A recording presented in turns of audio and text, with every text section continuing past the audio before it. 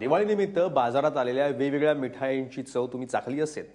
काही मिठाईंची चव अजूनही तुमच्या जिभेवर रेंगाळत असेल, तर काही मिठाई खाताना तुम्ही नाकही मुरडली असतील, चव आवडली नसेल तर।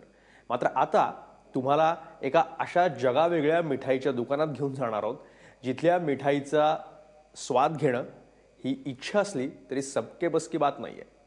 पाहूया।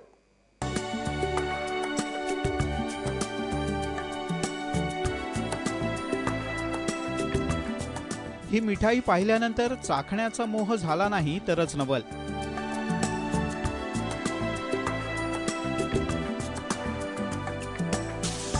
मात्र ही मिठाई प्रत्येकाच्या खिशाला परवडणारी नाही, कारण तिचा दर आहे 9,000 रुपये किलो।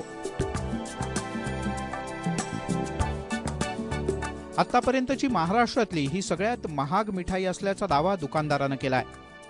परवडणार असेल तर या मिठाईची चव चाखण्यासाठी, अन्यथा फक्त दर्शन घेण्यासाठी तुम्हाला ठाण्याच्या प्रशांत कॉर्नरमध्ये जावं लागेल। मात्र एवढी महागडी मिठाई बनवण्यासाठी जिन्नस काय वापरण्यात आलेत असा प्रश्न तुम्हाला नक्कीच पडला असेल। प्युअर मामरा बदाम आहे त्याच्यामध्ये। मामरा बदाम अतिशय चांगला बदाम आहे। 3,500 ते 4,000 रुपये किलोचा बदाम आहे।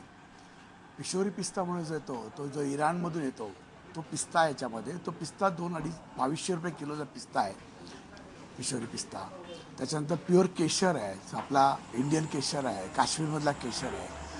तो जवळजवळ 1,80,000 रुपये किलो येतो केशर। या मिठाईचं फक्त नावच सुवर्ण मिठाई आहे असं नाही, तर नावाप्रमाणे मिठाईवरती देखील वर्ख म्हणजे खऱ्याखुऱ्या सोन्याचा मुलामा देण्यात आलाय। म्हणतात ना, हौसेला मोल नाही। जिभेच्या चोचल्यापुढे खिशाची पर्वा न करणाऱ्यांनी या मिठाईवर चांगलाच ताव मारलाय। काहीतरी गिरायकांना नवीन द्यायचं म्हणून प्रयत्न चालू असतात।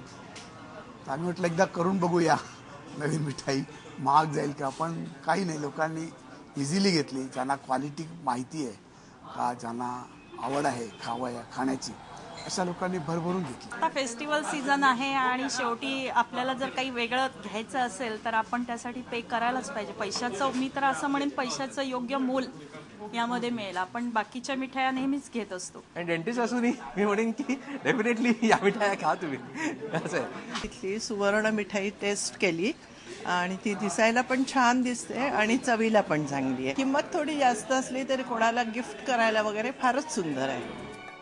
या सुवर्ण मिठाईमुळे खाणाऱ्यांची आणि विकणाऱ्यांची अशा दोघांचीही दिवाळी सोनेरी झाली असं म्हणायला हरकत नाही। कॅमेरामन विनय राजभरसह मिलिंद भागवत, ABP माझा, ठाणे।